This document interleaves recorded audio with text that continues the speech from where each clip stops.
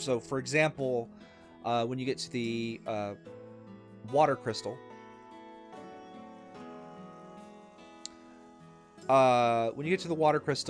you have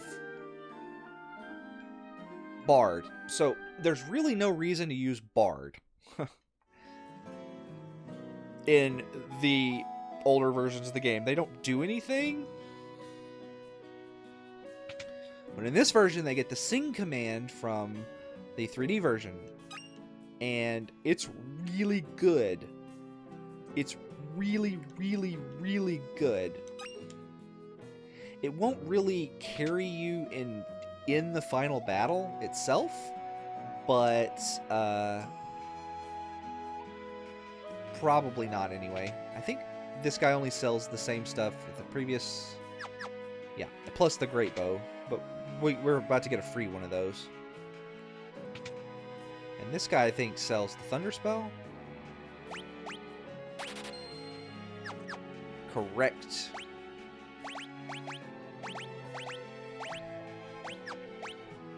Which is a level 2 spell.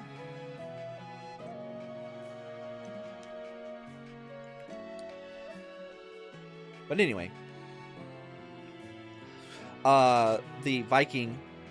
I would say in the NES version, the Viking does have, like, one use, and that's to basically have the most HP gains of any class when you get a level up. That's the only... By the way, HP is the only thing in the game that is not based on your job. So, like, if I were to switch over to... So, if Onion Knight is your base stats, then the... All of the kids will have the same stats if they're the same level and same job level and all that. They'll have the same stats, and then like it gets modified by what job you're in. The only thing that's not true about that is your HP, and basically it's just like whatever class you're in. When you gain a level, you get like basically a HP reflective of that. So martial characters usually end up with more HP at the end of the game, although it is pretty minor unless you basically spend the whole game as a master or a Viking. Even Knight is not that much different than the rest of them, but Knight will have a little more. We want to give her this elixir. You might think that's a poor trade. Later on in the game, you can actually get this stuff without spending the elixir, I do believe. But spending the elixir now is fine. There's so many elixirs in this game.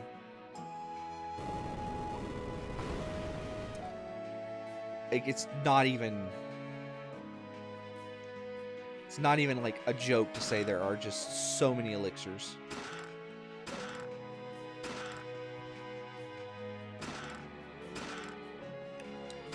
But what I want is this Great Bow. Great Bow and this Iron Arrow.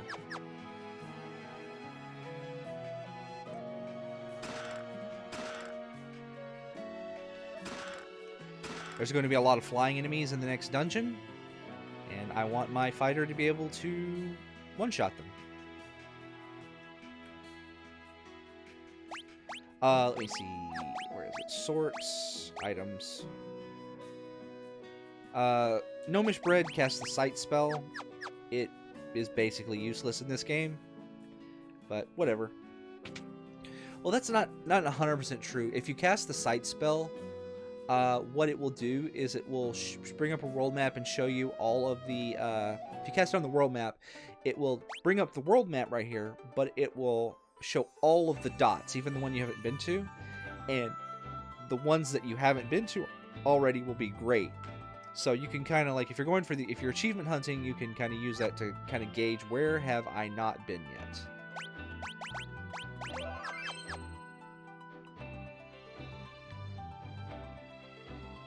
So there's not much difference in the way you would play the game at this point.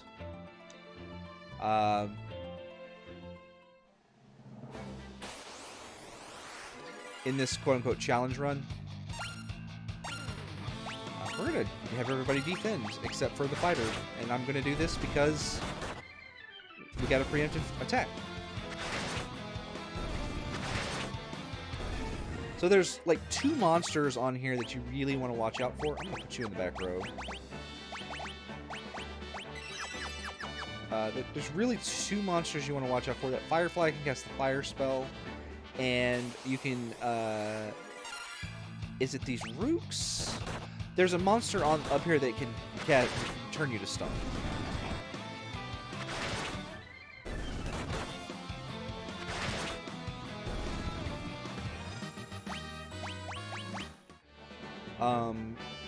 It might seem like I am kind of extending the battle a lot longer than they need to be. I could probably be finishing these up in 1 round if I just attacked all out with everybody, but I don't need to do that, and getting these extra job levels will help me when I get to Garuda if I do not have Dragoon. Because if I do not have Dragoon, the 2 characters that are going to be carrying me in that battle are going to be Curly and Shimp, because they're going to be the ones doing my damage. And I'm going to end up having to do something similar to what I did before, which is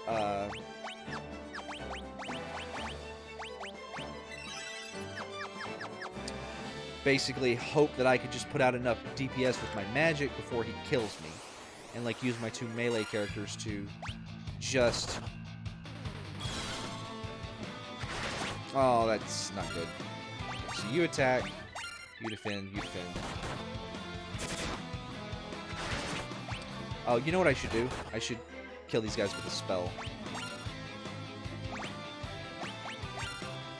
Actually, you know what? Let's hit them with my arrow spell. Because that'll definitely kill them. Well, that's not good.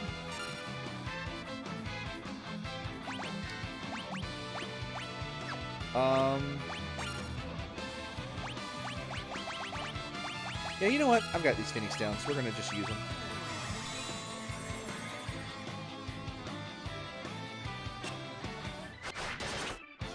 That's fine.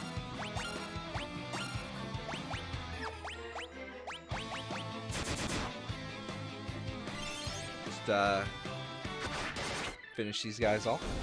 In the NES version, in particular, I want to say that Phoenix Downs are incredibly rare. I think there's only like 5 or 6 of them in the entire game. But I'm almost certain that's not the case in this version. But Bahamut tries to feed us to the baby Bahamuts. They're adorable. Let's see. To advance the plot, talk to this bush. And we uncover this Joker. Anyway, this is Desh. There's an NPC in the town we were in that, like, she's in bed crying. Because he left. Like, because she fell in love with him, but he decided to go traveling to try and figure out, like, who he was because he's got amnesia.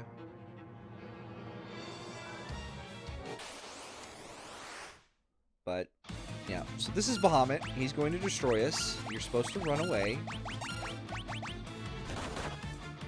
If you don't run away, he does that.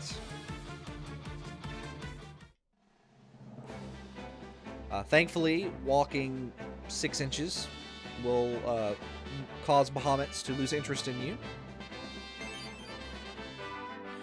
But you get the mini spell from Desh, which you need to advance the plot. There are 2 spells in the game that are required for plot progression. Mini and Toad. For the purposes of this challenge, you are always allowed to switch to a job that can cast those spells.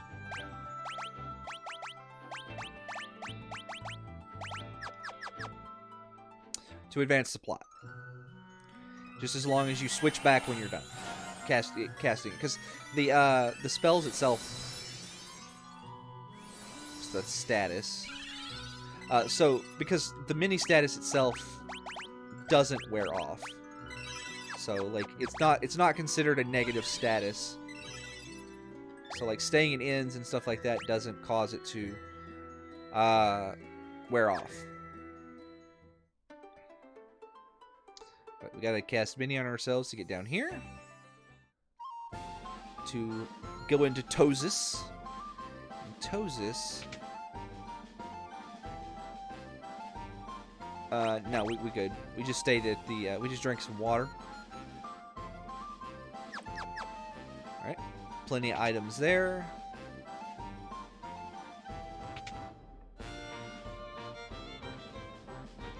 This item shop sells gnomish bread if you want some of that for some reason. I think the only items in this place are in the room over there. I don't want none of this. If I had a red mage, I would probably... Would I pick up any spells at this point? I might pick up arrow.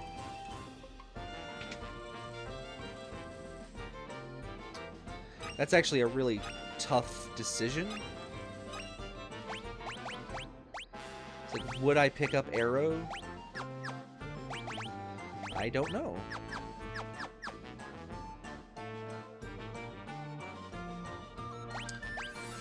Use this antidote here.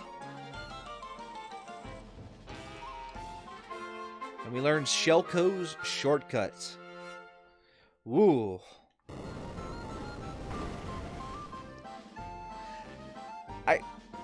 I mentioned this before, but I really, really, really love the soundtrack in this game. It's so good. Alright, so I'm going to put the Mithril Rod on you because your intellect is lower. So, where is it? You've got 12 intellect, you've got 15. So, one of the great things about white mages is they can use a lot of the spellcasting staves. So we're going to defend. And we're just going to Blizzard. Anyway, they can use the spellcasting staves, which basically lets them cast a spell for free. Ouch. He might die. Yeah. So the monsters down here don't have a whole lot of hit points. It's best to multi-target them, in my opinion. And to use like the stave and either like the fire staff and a mage. Like if you got a black mage, then fire staff and a black magic spell. If you end up with a red mage, you can kind of do something similar with the have them casting the black magic or have them using the stave. But it'll allow you to almost, it looks like, two-shot these guys. And that's kind of where you want to be. And then use your level 1 MP to keep everybody up to full. This is a very short dungeon. You should, like, maybe 2 or 3 encounters in here max. But any fighters that you have, you definitely do not want to...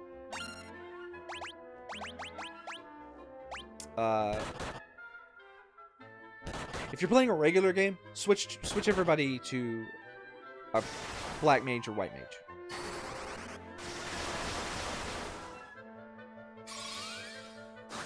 So that you can do this. Oh wow, that arrow spell really cleaned up, didn't it?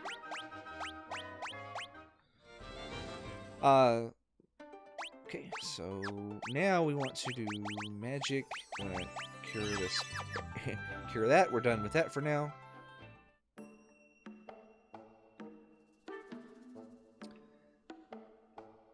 then we want to go in here. Get some free money. Nothing in those pots. This guy right here just has all the same stuff that was for sale in Tozus. Let's actually get some more of those. Get up to 5 of that. Go ahead, stay at the end, get my level 2 spell charges back, because we're going to have to cast Mini on ourselves again to get into the next dungeon.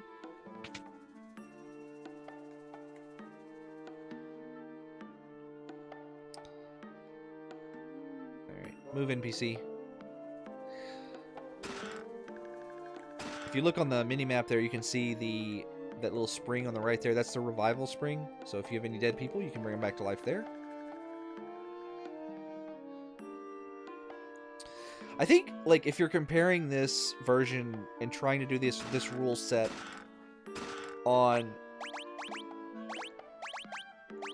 like, one of the other versions of the game, I think it's mostly fine on the NES version. It would play very similarly, except for the fact that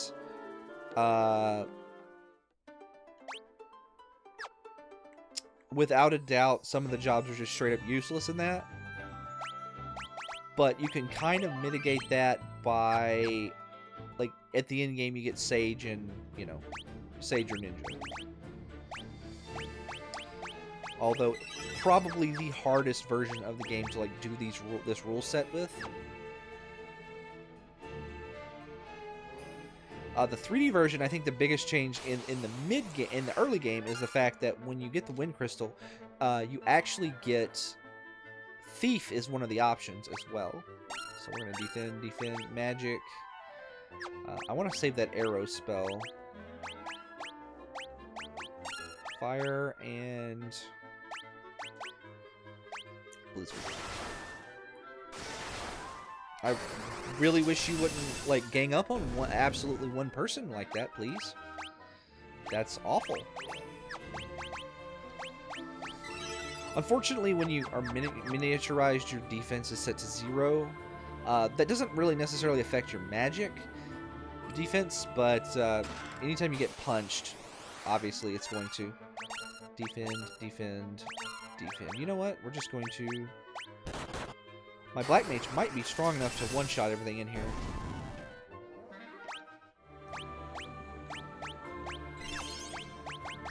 Antidote. Shell armor, which is a little more powerful than the mithril stuff.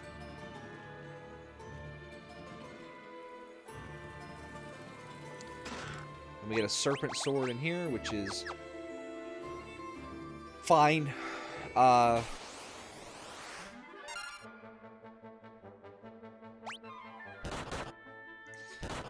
It's like, it's an upgrade for sure, but, like, we can't really do anything with it right now because we have we're miniaturized, and all your attacks when you're mini do 1 point of damage, like your physical attacks. Defend. How many? 9? Yeah, I've got plenty of MP. Plenty of MP.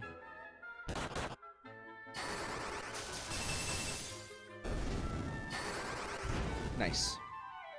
That worked out real well.